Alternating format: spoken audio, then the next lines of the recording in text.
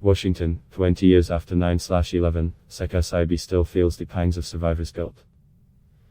A cook and dishwasher at the World Trade Center's windows on the World Restaurant, Siby had swapped shifts that day with a co-worker who ended up dying in the terrorist attacks. They tried to descend Siby on a path he had never imagined he would take when he emigrated from the Ivory Coast in 1996. He made it his mission to advocate for higher pay and better working conditions for restaurant workers, a role that has gained importance as the restaurant industry has struggled more than most in the grip of the pandemic. Siby, 56, is now the president of Restaurant Opportunities Center United, a nationwide advocacy group that emerged from the attacks. The pandemic's calamitous impact on restaurant workers has raised the group's profile since last year's widespread shutdowns initially cost 6 million restaurant workers, nearly half the industry's total, their jobs. ROC United, using donated funds from foundations, responded by distributing $10 million in cash payments to about laid-off workers. The money was a financial lifesaver for people like Jazz Som, 37, who lost her server job at a Sunrise, Florida, Chili's that closed in March 2020 when the pandemic erupted. The $225 she received from ROC United enabled her to pay her mobile phone bill, her only connection to the internet, which she needed to file for unemployment aid. Compounding her difficulties, Florida's unemployment aid system, like other states, was overwhelmed at the time. They were actually the first people to help me out, Som said.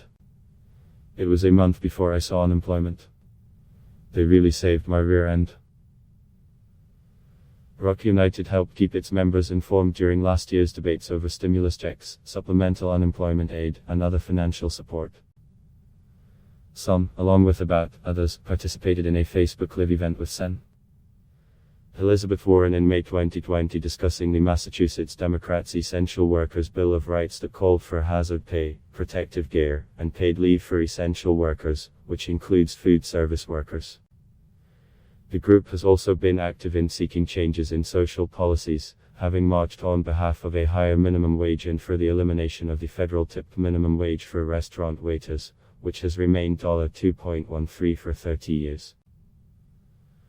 All the while, Siby has been driven by the memories of his 73 windows on the world co-workers, many of them fellow immigrants, who died in the 9/11 attacks. Without 9/11, there wouldn't have been a ROC United, he said. The fact that I was able to turn whatever anger I had to support other people who were more desperate than me, is what allowed me to turn the corner. Windows on the World was a unionized workplace, and after the 9/11 attacks, its union donated money to an informal group that helped former employees who were out of work.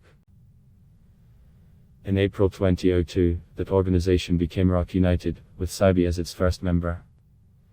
He later worked as a community organizer for the organization, using his fluency in French and Spanish to connect with immigrants in New York City, before becoming executive director in 2017, and CEO last year. Siby still keeps photos of co-workers he lost that day.